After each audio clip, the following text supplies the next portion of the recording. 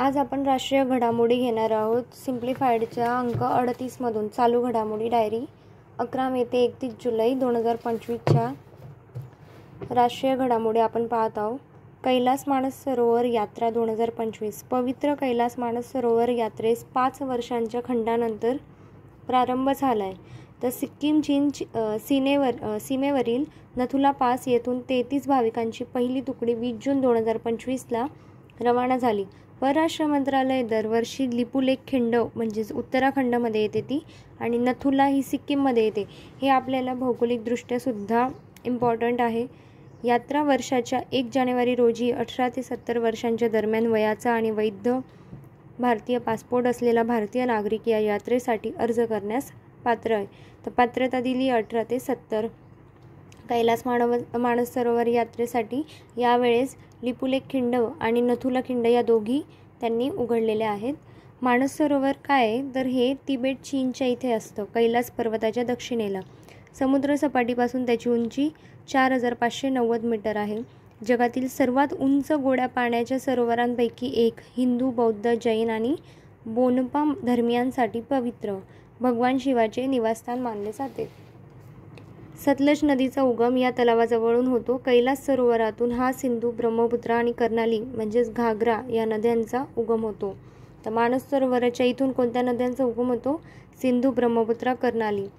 FASTag आधारित वार्षिक pass. तर रस्ते वाहतूक आणि महामार्ग मंत्री नितीन गडकरी यांनी 18 जून 2025 रोजी फास्टॅग आधारित वार्षिक पासची घोषणा केली. वार्षिक पाससाठी वापरकर्त्यांना 3000 रुपये द्यावे लागतील. वर्षाचा 3000 रुपये आपल्याला फास्टॅग द्यावा लागणार आहे.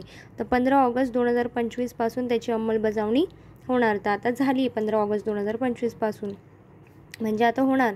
तर विशेषतः कार, जीप आणि व्हॅनसह खाजगी गैरव्यावसायिक वाहनांसाठी हा पास तयार करण्यात आला असून सक्रिय झाल्यानंतर 1 वर्षासाठी किंवा 200 ट्रिपसाठी वैध राहील. या पासद्वारे मिळणारी सवलत केवळ राष्ट्रीय महामार्गावरच लागू असेल. तर हे इम्पॉर्टंट आहे की फक्त नॅशनल हायवेवरच हे लागू होणार आहे फास्टॅग. आता इलेक्ट्रॉनिक टोल संकलन प्रणाली RFID आधारित तंत्रज्ञानाचा वापर केला जातो. यामध्ये कोणत्या तंत्रज्ञानाचा वापर केला जातो? तर RFID. प्रायोगिक सुरुवात झाली होती 2014ला अहमदाबाद मुंबई कॉरिडॉरपासून. म्हणजे हा फास्टॅग 3000चा फक्त नॅशनल हायवेला चालणार आहे. मोस्टली आपण फास्टॅग तर टाकतच असतो, बॅलन्स टाकतो, तो वेगळा आणि हा वेगळा आहे. त्यानंतर हा बंधनकारक केला होता 15 फेब्रुवारी 2021 पासून.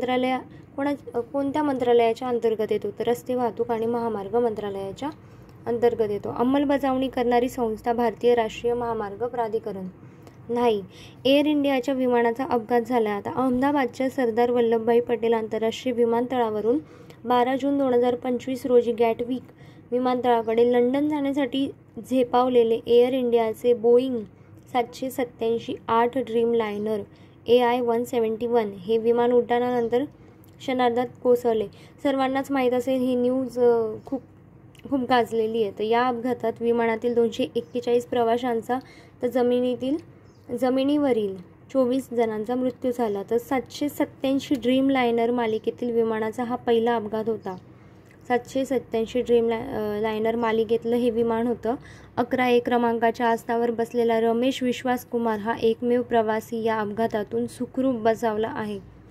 आता 11A क्रमांकाचा व्यक्ती बचावला आहे, काय माहिती कसं काय झालं हे. तर त्याची एक रील पण फेमस झाली होती की त्याने उडी मारली होती म्हणे. बोईंग 787 ड्रीम लायनर याची लांबी होती 56, रुंदी होती 60 मीटर, उंची आहे 16, इंजिन 2 होते, प्रवासी क्षमता 254, इंधन क्षमता 1,26,206. हे एवढं इम्पॉर्टंट नाही आहे. पण एअर इंडियाची स्थापना बघू आपण. 1932. संस्थापक आहे JRD टाटा. 1953मध्ये राष्ट्रीयकरण करण्यात आलं. 2022मध्ये टाटा समूहाने पुन्हा खरेदी केलं.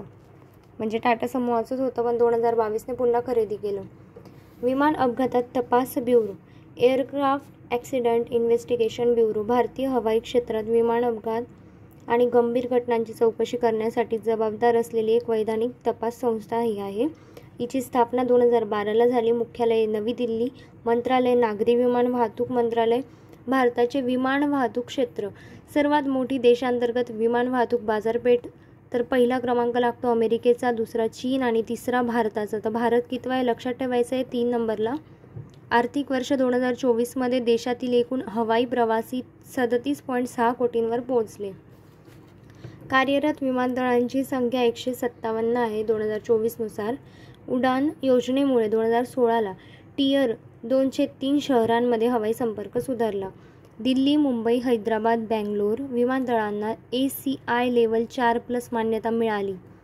विमान वाहतूक सुरक्षा रँकिंग 48वा. आपला भारत यामध्ये रँकिंग काय भारताची 48.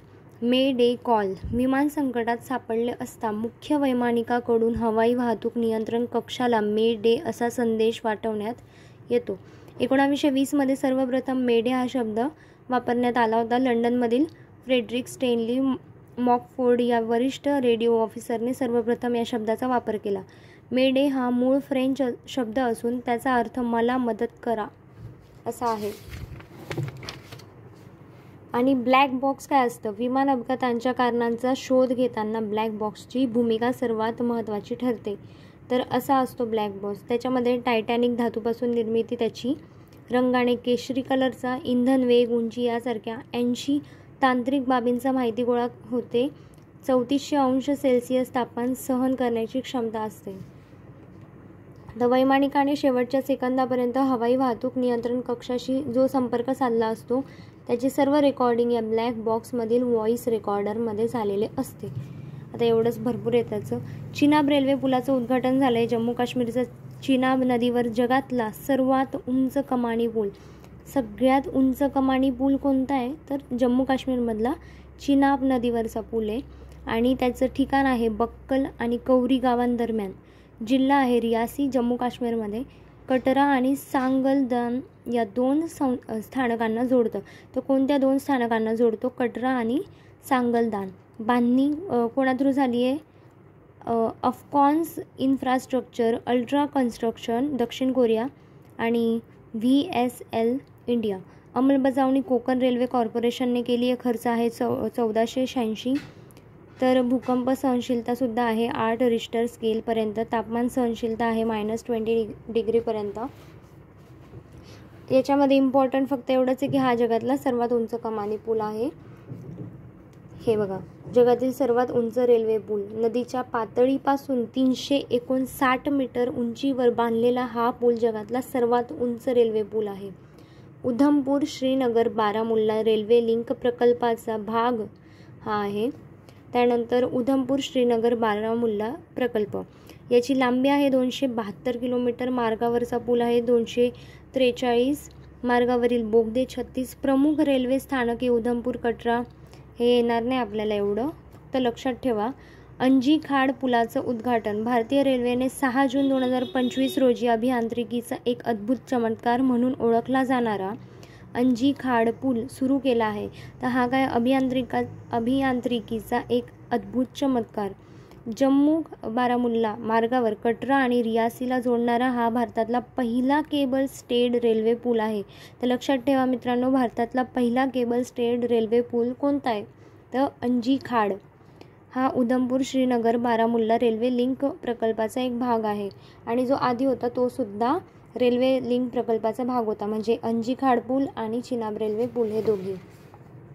आता अंजी खाड पूलचं वैशिष्ट्य जर पाहिलं तर त्याचे स्थान आहे रियासी जिल्हा. म्हणजे दोघांचं सेम आहे, रियासी जिल्ह्यामध्येच. त्यानंतर जे चिनाबचं होतं त्याचं ठिकाण होतं बक्कल आणि कौरी गावादरम्यान. फक्त याचे रियासी जिल्ह्यामध्ये येतो. बांधणी हिंदुस्तान कन्स्ट्रक्शन कंपनीने केलं आहे. चिनाब नदीची उपनदी अंजी नदीवर हा पूल बांधला आहे. त्याच्यामुळे याचं नाव काय? अंजी खाड पूल. आणि चिनाब रेल्वे पुलानंतर हा भारतातला दुसरा सर्वात उंच पूल आहे. तर आपल्या सर्वांना माहिती असेल की चिनाब रेल्वे पूल हा पहिला आहे, पण मग दुसरा पण माहिती हवा, तो म्हणजे अंजी खाड पूल. वंदे भारत रेल्वे. आता पंतप्रधान नरेंद्र मोदी यांनी श्री माता वैष्णो देवी कटरा ते श्रीनगर दरम्यान विशेष डिझाईन केलेल्या 2 वंदे भारत गाड्यांना हिरवा झेंडा दाखवला. वंदे भारत ट्रेन ही भारतातली पहिली स्वदेशी विकसित सेमी हाय स्पीड ट्रेन आहे. आपल्याला विचारलं जातं भारतातली पहिली स्वदेशी विकसित सेमी हाय स्पीड ट्रेन कोणती? तर वंदे भारत ट्रेन सांगायचं. सुरुवातीचं नाव आहे ट्रेन 18. डिझाईन आणि उत्पादन केलं आहे इंटिग्रल कोच फॅक्टरी चेन्नई आणि हिचा वेग 160 किलोमीटर पर तास हे जास्तीत जास्त वेग आहे. पहिला मार्ग आहे नवी दिल्ली ते वाराणसी 2019. कवच या स्वदेशी बनावटीच्या ट्रेन कॉलिजन अव्हॉइडन्स सिस्टीमने सुसज्ज आहे. कवच या स्वदेशी बनावटीच्या. आता सर्वात लांब रेल्वे फ्लायओव्हर गर्डर. सर्वात लांब रेल्वे फ्लायओव्हर गर्डर कोणता आहे तर dedicated freight corridor corporation of India लिमिटेडने अलीकडेच वेस्टर्न डेडिकेटेड फ्रेट कॉरिडॉर अंतर्गत रायगड जिल्ह्यातील कळंबोली येथे सर्वात लांबीचा भारतातला सर्वात लांब रेल्वे फ्लायओव्हर गर्डर तर कुठे विचारतील तर रायगड जिल्ह्यातलं कळंबोली. बस एवढंच लक्षात ठेवा. आता याबद्दल माहिती केलं तर भारतीय रेल्वेची मालवाहतूक मार्गिका आहे आणि ही दादरी उत्तर प्रदेश दिल्लीजवळ ते JNPT नवी मुंबई दरम्यान ही मार्गिका आहे. बांधणी कोणी केली आहे रेल्वे मंत्रालयाअंतर्गत. हे उत्तर प्रदेश, हरियाणा, राजस्थान, गुजरात, महाराष्ट्र या राज्यातून जातो. आता हा महाराष्ट्राशी लिंक आहे तर तुम्हाला हा लक्षातच ठेवावा लागेल. सर्वात लांब रेल्वे फ्लायओव्हर गर्डर आता रायगडमध्येच आहे तर मग लक्षात ठेवणंच आहे. पण कुठे कळंबोली. आता उर्वरित संक्षिप्त राष्ट्रीय घडामोडी आपण नंतर बघू. याआधी मी प्रादेशिक घडामोडी पण घेतल्या आहे. तर सर्वांना एकच रिक्वेस्ट आहे की सबस्क्राईब करत चला आणि लाईक पण करत चला म्हणजे मला अजून व्हिडिओ बनवायला पण आवडेल. ठीक आहे. थँक्यू. बाय.